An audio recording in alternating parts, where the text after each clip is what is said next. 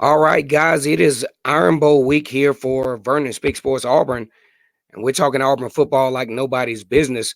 Go ahead and like this video, comment, and subscribe to the channel.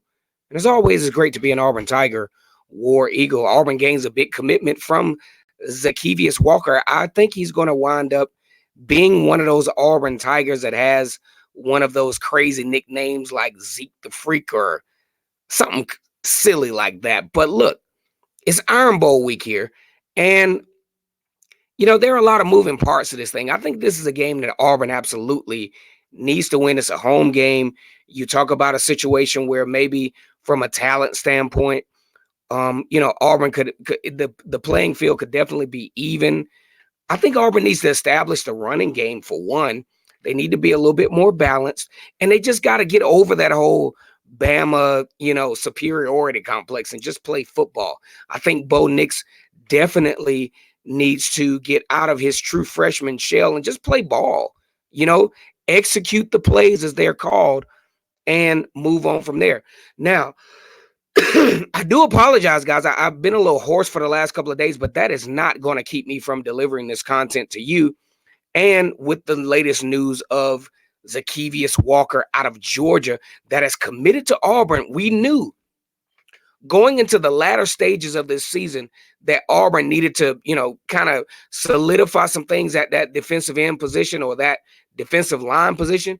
And they did a good thing. They went down into the country, the deep south in Georgia, Schley County.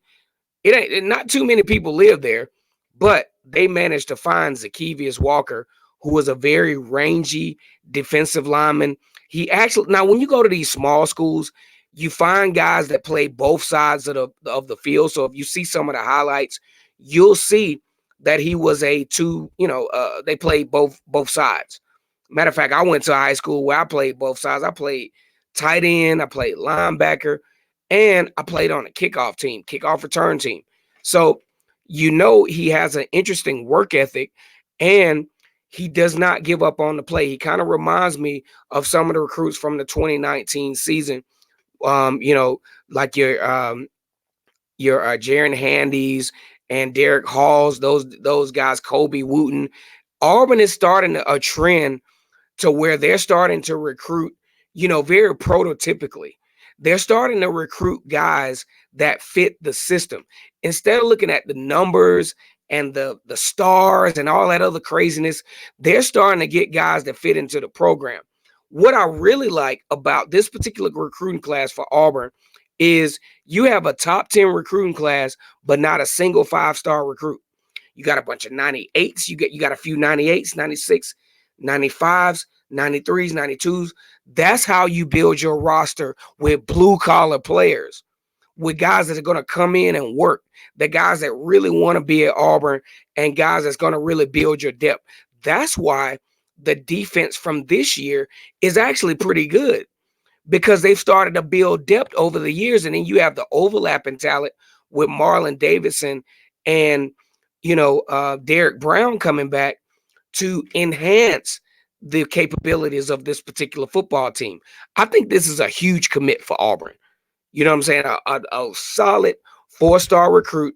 They're continuing to tap into the Georgia market, and it's kind of crazy. If you look at Auburn's roster, they traditionally tap into that Georgia market. They got a nice little pipeline in the state of Georgia, and they are continuing to impose their will on the low on Georgia. Snatched this kid from Georgia, Florida. I think Alabama wanted him too, and LSU. Very talented kid. I think he's going to be a great asset. Probably going to be like, Jaron Handy and Derek Hall will have an immediate impact on this particular defensive line core. And it just goes to show that this Gus Malzahn run team, they're starting to learn how to recruit. Because if you look back at it, they would have a 5-star recruit that'll boost the recruiting class up to number 5, but that's only a numeric type deal. It was quantity. I mean, it was quantity, but it was not quality. Because if you look at last year's recruiting class, pretty good. But the decommitment of George Pickens, who was a 5-star recruit. Auburn would have had an unprecedented 5 3-star recruits last year.